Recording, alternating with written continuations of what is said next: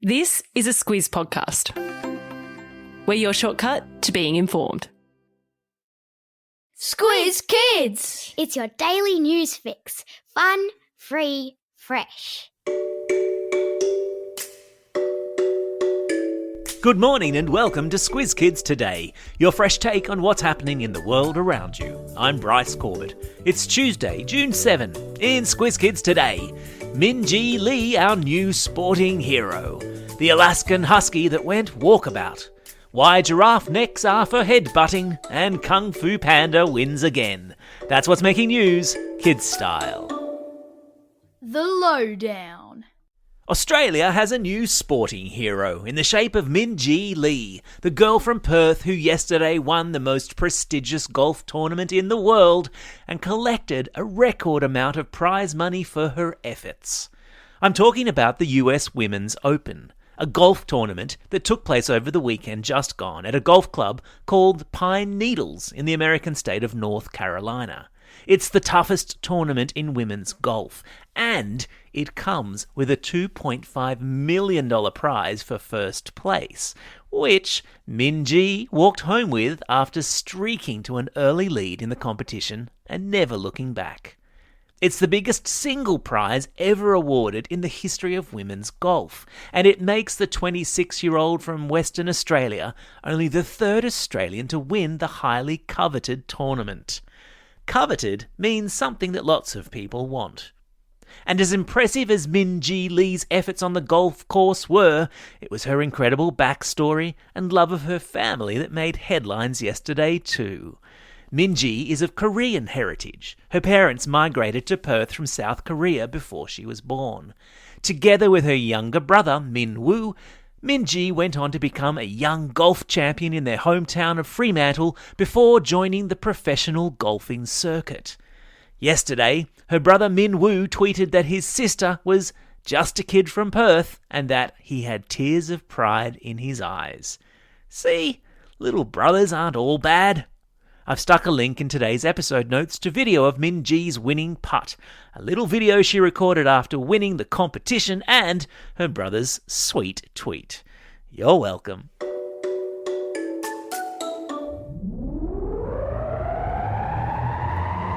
Spin the globe. Each day we give the world globe a spin and find a news story from wherever it stops. And today we've landed in Alaska, where a sled dog has been found alive and well after surviving on his own for 3 months. Leon, a husky from France, had come to Alaska in March for the Iditarod, a 1,770-kilometre dog sled race across snow and ice. Sounds exhausting. 16 dogs start the race, but only 6 are required to finish. And about 800 kilometres into the race, Leon's musher, that's the human who drives the sled, could see that Leon had had enough. So he left him in the care of race organisers and continued on. But Leon slipped out of his collar and ran away. For weeks, Leon's musher stayed in Alaska trying to help find the wandering husky, but eventually he had to return to France. So, imagine his excitement when he heard last weekend that Leon had been spotted, 240 kilometres away from where he was lost. I've put a link in your episode notes to photos of their reunion. The smile on both faces is heartwarming. If only dogs could talk. Imagine the things he's seen and the tales that Leon could tell. Animal Kingdom. Giraffes' necks have long been pointed to by scientists as an excellent example of how animals adapt over time to suit their habitats. Because they live in the African savanna and they eat the juicy green shoots on trees that are covered in spiky thorns, it's long been believed by scientists that they've evolved to have long necks to help them pick off the choice bits of food from the top of the tree. But scientists are now beginning to wonder if giraffe necks also evolved to be long to make them better at headbutting. Male giraffes often take each other on, fighting in the wild for dominance, and they use their incredibly thick skulls as weapons, whacking each other wildly. And by examining the skulls of the prehistoric ancestors of giraffes, Scientists have concluded that the long necks also evolved to make the creatures better at head-butting one another, because of the greater swing you're able to get with a long neck. Nature can be so brutal.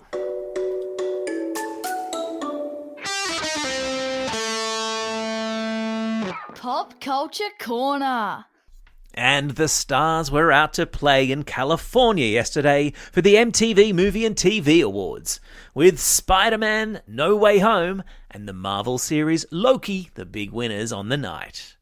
The MTV Awards are kind of like the Oscars, but much younger and much cooler. Spidey took home 2 awards, one for Best Movie, beating Batman and Dune, and one for Best Performance for its star Tom Holland.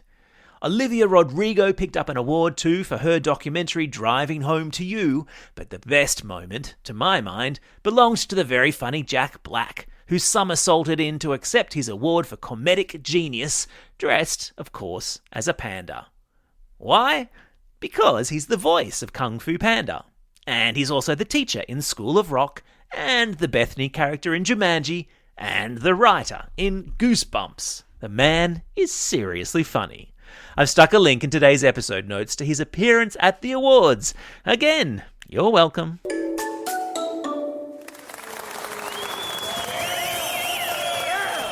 Squiz Kids salutes.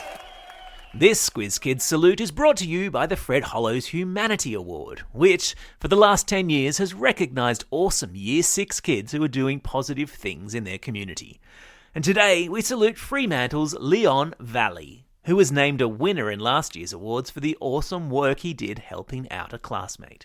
Showing maturity beyond his years, Leon not only raised money for the Leukemia Foundation's Shave for a Cure fundraiser, but when one of his classmates, Yannick, was diagnosed with a rare form of cancer, he got his grandmother to sew a quilt for Yannick and got the whole class to write messages of support on it.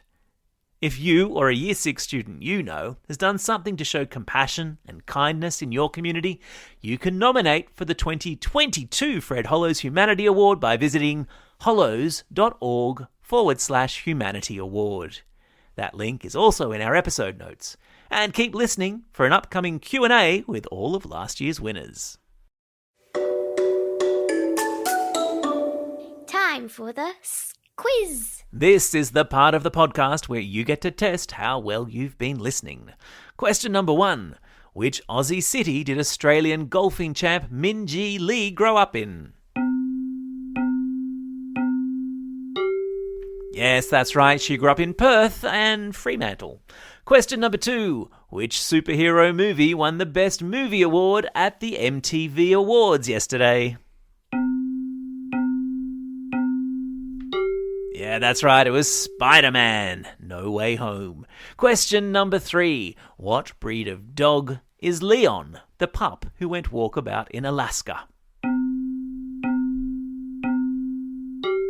Yeah, that's right, he's a husky.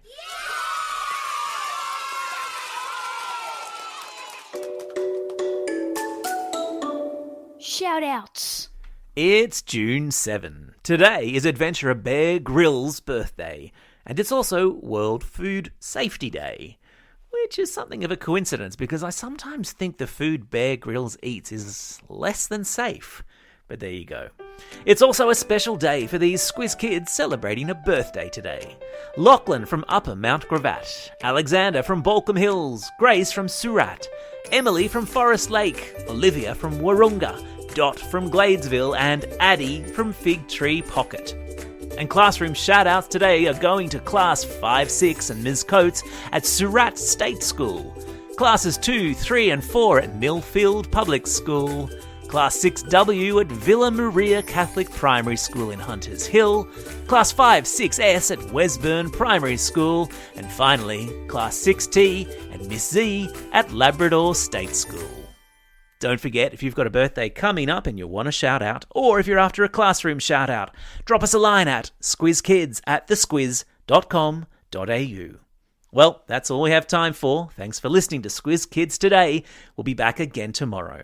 In the meantime, get out there and have a most excellent day. Over and out.